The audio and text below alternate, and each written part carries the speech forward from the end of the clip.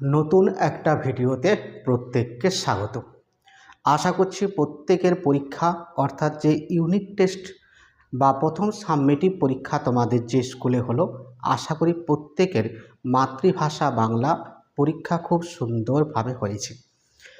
যারা মাধ্যমিক 2027 সালে দেবে, আজকের ভিডিওটা তোমাদের জন্যই।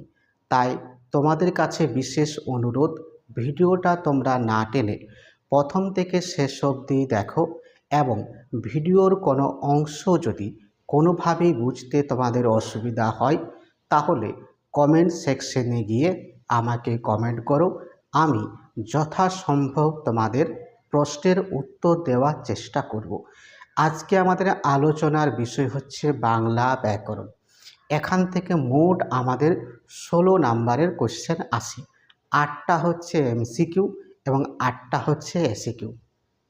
এমসিকিউর ক্ষেত্রে কোনো বিকল্প প্রশ্ন মানে এক্সট্রা প্রশ্ন কিন্তু থাকে না, 8টার মধ্যে 8টা করতে হয়। এসিকিউর ক্ষেত্রে আমরা জানি বিকল্প প্রশ্ন কিন্তু থাকবে, অর্থাৎ এক্সট্রা থাকবে। তো এখন আমাদের 4টা টপিক রয়েছে, এটা আমরা কম বেশি সবাই কিন্তু জানি। ফার্স্ট সাবমিটিভ পরীক্ষার জন্য আমাদের কারক বিভক্তি এই টপিকটা অনলি ছিল। তো আমরা শুধু তো ফার্স্ট সাবমিটিভ বা সেকেন্ড সাবমিটিভ আর 3 মাস কিংবা 4 মাস পরে পুজোর আগে আগে হয়। তো এই পরীক্ষাটা যারা মাধ্যমিক 27 সালে দেবে, এটা তো আমরা খুব ভালো করে জানি যে আমাদের জন্য এই সাবমিটিভ পরীক্ষাগুলো খুব একটা গুরুত্বপূর্ণ নয়। তবুও আমি বলি পরীক্ষাটা পরীক্ষার মতন করেই কিন্তু দিতে হয়, বা তোমরা আশা করি দিয়েছো, নেক্সট টাইম আরও কিন্তু দেবে। তো 4টা টপিক বাংলা ব্যাকরণে কী কী সিলেবাসে রয়েছে সেটা আগে বলি, আর কি কি কোশ্চেনগুলো প্রথম থেকে তোমরা প্র্যাকটিস করা শুরু করবে। আগে বিষয়টা রপ্ত করতে হবে, তারপর প্র্যাকটিস করা বা বারবার অনুশীলন করা কিন্তু শুরু করবে, সেটা একটু পরে আমি আসছি। দেখো, প্রথমে কিন্তু আমাদের রয়েছে কারক, ইংরেজির পরিভাষা হচ্ছে কেস। তো এখান থেকে কি পড়বে একটু পরে আসছি, এই টপিকটা আমাদের রয়েছে। 2 নাম্বার টপিক হচ্ছে সমাস, ইংরেজি পরিভাষা হচ্ছে কম্পাউন্ড। 3 নাম্বার আমাদের সিলেবাসে কিন্তু রয়েছে বাক্য বা ইংরেজি পরিভাষা হচ্ছে সেন্টেন্স, এটা প্রত্যেকে যদিও আমরা জানি। এবং শেষ বা লাস্ট টপিক হচ্ছে বাংলা ব্যাকরণের বাচ্য, ইংরেজি পরিভাষা হচ্ছে ভয়েস, এটাও আমরা জানি। তো এই 4টা বিষয়কে আগে ভালো করে কিন্তু খুব সহজ পদ্ধতিতে, আমি বারবার কিন্তু বলি ব্যাকরণ সম্মত পদ্ধতি, অঙ্কের ফরম্যাটে বা অঙ্কের ফর্মুলার মাধ্যমে এই বিষয়গুলোকে সহজভাবে ছেলেদের সামনে বা মেয়েদের সামনে উপস্থাপন করা যায়, সহজেই তারা কিন্তু বুঝতে পারে। আগে এই 4টা টপিক খুব ভালোভাবে ওদের বুঝিয়ে দিতে হবে, একদম ডিটেলস পুঙ্খানুপুঙ্খ আলোচনা করতে হবে। সহজ টেকনিক, অভিনব টেকনিকের মাধ্যমে বিষয়গুলো যদি ওদের সামনে আলোচনা করা যায়, সহজেই তারা আয়ত্ত করতে পারে, বুঝতে পারে।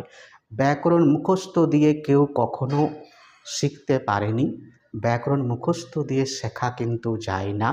ব্যাকরণটাকে আয়ত্ত করতে হয়, বুঝতে হয়, বারবার বারবার কিন্তু যদি আমরা প্র্যাকটিস করি তবেই ব্যাকরণটাকে খুব সুন্দরভাবে আমরা রপ্ত করতে পারবো। পরীক্ষায় 16 নাম্বারের মধ্যে 16টা মার্কস সহজেই অর্জন করতে পারবো। 90 মাতৃভাষায় পাওয়ার প্রবল যদি খিদে থাকে বা ইচ্ছে থাকে, তাহলে তোমাদের 16টা নাম্বার কিন্তু খুব গুরুত্বপূর্ণ। 16 নাম্বার না পেলে অটোমেটিকভাবে 90-এর নিচে তোমার মার্কস চলে আসতে কিন্তু বাধ্য।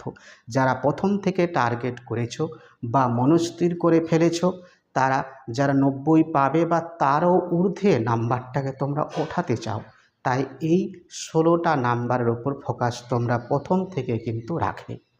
এরপর আসি আসল কথাতে। 27 সালে আমরা যারা মাধ্যমিক দিচ্ছি, এই ব্যাকরণের যে নির্ণয়ধর্মী কোশ্চেনগুলো তো আমি বলতে পারি না যে এটা আসবে। এই 10টা কারক নির্ণয় তোমরা প্র্যাকটিস করো, কিংবা প্রশ্ন ব্যাংকে যেগুলো আছে কিংবা টেস্ট পেপারে যেগুলো আমরা প্র্যাকটিস করব সেগুলোই যে আসবে এমন কিন্তু কথা নেই। কিন্তু ওইগুলো যদি খুব ভালোভাবে রপ্ত করা আমাদের থাকে, ওই মতো বা ওই ধরনের বা ওই টাইপের কোশ্চেন কিন্তু পরীক্ষায় আসবে। লাইনটা চেনা নাও আসতে পারে, কিন্তু ওই ধরনের ওই টাইপের কোশ্চেন কিন্তু আসবে।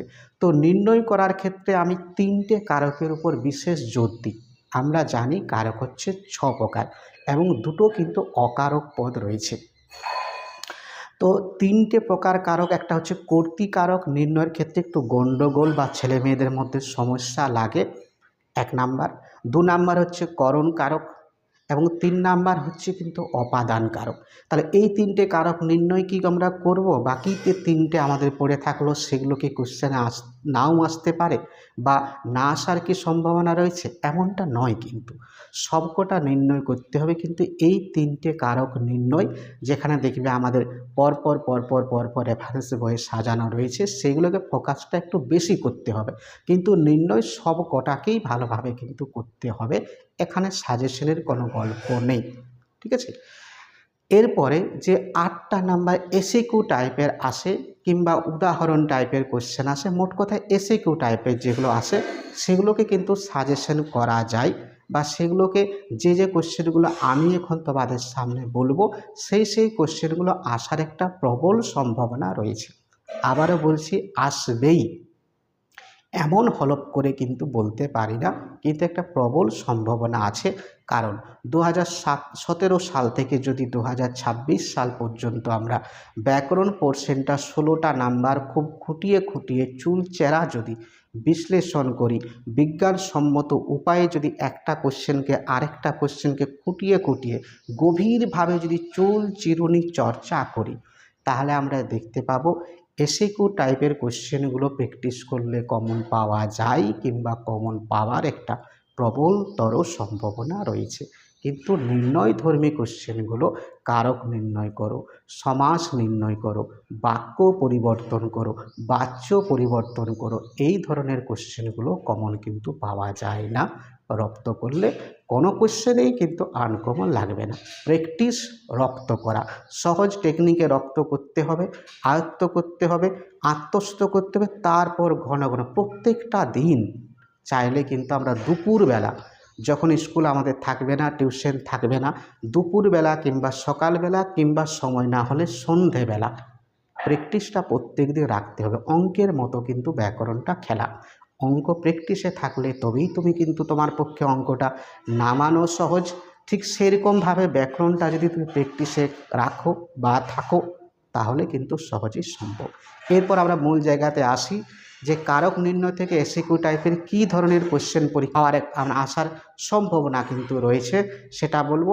কিন্তু এমসিকিউ টাইপের কোশ্চেনও এই টাইপের আসতে পারে, সেটাও কিন্তু আমি একটু বলে যাচ্ছি। এই বিষয়টা কিন্তু আমি আমার লেখা বই থেকে তোমাদের সামনে শেয়ার করছি, উজ্জীবন ছেলেমেয়েদের প্রথম পছন্দের বই। দেখো, প্রথমে কিন্তু কারক রয়েছে, কারক থেকে তোমরা যে কোশ্চেনগুলো করবে বা আমি ছেলে মেয়েদেরকে কিন্তু করাই বা করিয়েছি, এমসিকিউ টাইপের কোশ্চেন কিন্তু আসতে পারে। এটা 19 সালেও দিয়েছিল। ক্রিয়াপদের সঙ্গে নামপদের সম্পর্ককে কি বলে? কারক বলে। নামপদ বলতে গেলে আমাদের দুটো পদ কিন্তু বুঝতে হবে, একটা হচ্ছে বিশেষ্য পদ বা নাউন, আর একটা বুঝতে হবে আমাদের সর্বনাম পদ বা হচ্ছে প্রনাউন। ক্রিয়াপদের সঙ্গে বিশেষ্য পদ অথবা সর্বনাম পদের যে সম্পর্ক, তাকেই তো আমরা কারক বলি। নেক্সট হচ্ছে বিভক্তি শব্দটির সাধারণ অর্থ কি? বিভাজন, ঠিক আছে, এটা আমরা জানি। ধাতু বিভক্তির আরেকটি নাম কি? এটা এমসিকিউ টাইপেরও আসতে পারে, এসএকিউ টাইপেরও কিন্তু আসতে পারে। এটা হচ্ছে ক্রিয়া বিভক্তি। বিভক্তি কথায় বসে, মনে রাখবে সর্বদা শব্দের পরে যুক্ত হয় কিংবা শব্দের সঙ্গেও কিন্তু একসাথে গিয়ে এরা বসে। কারক দুটির অর্থ কি? যে করে কিংবা যে ক্রিয়া সম্পাদন করে। তার সঙ্গে আরেকটা কোশ্চেন তোমরা দেখবে, ক্রিয়ান্বয়ী কারকম কথাটি কে বলেছেন? এটা হচ্ছে আমাদের পাণিনি বলেছেন। অর্থাৎ ক্রিয়াপদের সঙ্গে অন্যান্য পদের যে সম্পর্ক, তাকেই তিনি কারক বলেছেন। কিন্তু আধুনিক ব্যাকরণ অনুযায়ী আমরা কারকের সঙ্গে দুটো পদের সম্পর্ক কিন্তু ওতপ্রোতভাবে থাকে। বললাম নাউনের সঙ্গে বা বিশেষ্য পদের সঙ্গে, বললাম সর্বনাম পদের সঙ্গে, কিংবা হচ্ছে প্রনাউনের সঙ্গে, ঠিক আছে। এরপর তোমরা করবে কর্তার একটা যে কোনো ভাগ পরীক্ষায় কিন্তু আসার প্রবল সম্ভাবনা 27 সালে রয়েছে। খুঁটিয়ে খুঁটিয়ে কর্তার যে 10টা 11টা ভাগ আছে, কোনো কোনো 13টাও ভাগ কিন্তু আছে। যেমন সহযোগী কর্তা কাকে বলে, উদাহরণ দাও, দিয়েছিল 1 বছর। কিংবা প্রযোজক কর্তা, প্রযোজ্য কর্তা, এগুলো প্রত্যেকটা দেখবে খুব অঙ্কের ফরম্যাটে আমি বুঝিয়ে দিয়েছি, টেকনিকের সঙ্গে বুঝিয়ে দিয়েছি। টেকনিকটুকু মনে রাখবে, অর্থাৎ মনে রাখার যে কি অফ ওয়ার্ডসটা ক্লাসে আমি বলেছি সেটা মনে রাখবে, তাহলেই তুমি নিজেই উদাহরণ তৈরি করতে পারবে। ঠিক আছে। নেক্সট হচ্ছে বেতিহার কর্তা কাকে বলে। অনেক স্কুলে কোশ্চেনটা এটা সাবমিটিভ পরীক্ষায় দিয়েছিল। রাজায় রাজায় যুদ্ধ হয়, পণ্ডিতে পণ্ডিতে তর্ক হয়, এগুলো প্রত্যেকটা যখন কিন্তু উদাহরণ লিখবে, বেতিহার কর্তা কোনগুলো তলায় আন্ডারলাইন করাটা বাধ্যতামূলক বা মাস্ট। যদি কোশ্চেন এরকম দেয় বেতিহার কর্তা কাকে বলে, সংজ্ঞা যদি প্রশ্নে আসে সংজ্ঞা আমরা লিখব, তার সাথে প্রশ্নে উদাহরণ চাক বা না চাক লিখতে কিন্তু হবেই। ঠিক আছে। নেক্সট নিরপেক্ষ কর্তা কাকে বলে, উদাহরণ দাও। 20 সালে 23 সালে দুবার কোশ্চেনটা এসেছে। ওই যে সূর্য উঠলে পদ্ম ফুটে, তুমি এলে আমি যাব, এগুলো প্রত্যেকটা নিরপেক্ষ কর্তার উদাহরণ। আরও আছে, বইয়ের মতো করে দিতে হবে এমন কিন্তু কোনো কথা নেই। অনুক্ত কর্তা কাকে বলে, এটা মাঝে মধ্যে কিন্তু এই কোশ্চেনটা মানে দেওয়ার প্রবল কিন্তু সম্ভাবনা থাকে। ঠিক আছে। যেগুলো একটু আনকমন, প্রশ্ন ব্যাংকে থাকে না কিংবা টেস্ট পেপারে থাকে না, সেই কোশ্চেনগুলোকেও সেই প্রশ্নগুলোকেও একটু ভালো করে সতর্ক হয়ে ব্যাকরণটা আমাদের দেখে কিন্তু যেতে হবে। অনুক্ত কর্তা কাকে বলে। নেক্সট মুখ্য কর্ম গৌণকর্ম, ভয়ানক গুরুত্বপূর্ণ এই কোশ্চেনটা, উদাহরণ দাও। নেক্সট হচ্ছে কর্মের বিপ্সার উদাহরণ দাও। বিপ্সা মানে হচ্ছে পরপর দুবার আসবে কর্মপদটা, তাকে বিপ্সা বলা হয়। কর্মের বিপ্সা আছে, করণের বিপ্সা কিন্তু আছে, অধিকরণের বিপ্সা আছে। ঠিক আছে। সম্বন্ধ পদ কাকে বলে, সম্বোধন পদ কাকে বলে, কিংবা কোশ্চেনটা দিতে পারে সম্বন্ধ পদ কারক নয় কেন বা অকারক বলা হচ্ছে কেন, এটাও কিন্তু কোশ্চেন দেয়। ঠিক আছে।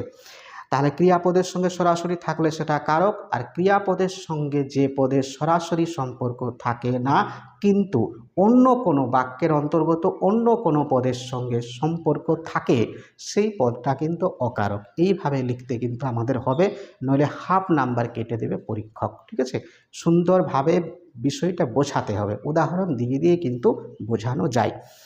নেক্সট হচ্ছে কিন্তু বিভক্তি কাকে বলে দিতে পারে, শূন্য বিভক্তি কাকে বলে দিতে পারে, তির্যক বিভক্তি কাকে বলে, মানে যে বিভক্তি সব কারকে ব্যবহৃত হয় সেটা হচ্ছে তির্যক বিভক্তি। এ তে কে, এইগুলো হচ্ছে কিন্তু তির্যক বিভক্তির উদাহরণ। অনুসর্গ কাকে বলে কিংবা বিভক্তি অনুসর্গের পার্থক্য, 19 সালে কোশ্চেনটা দিয়েছিল।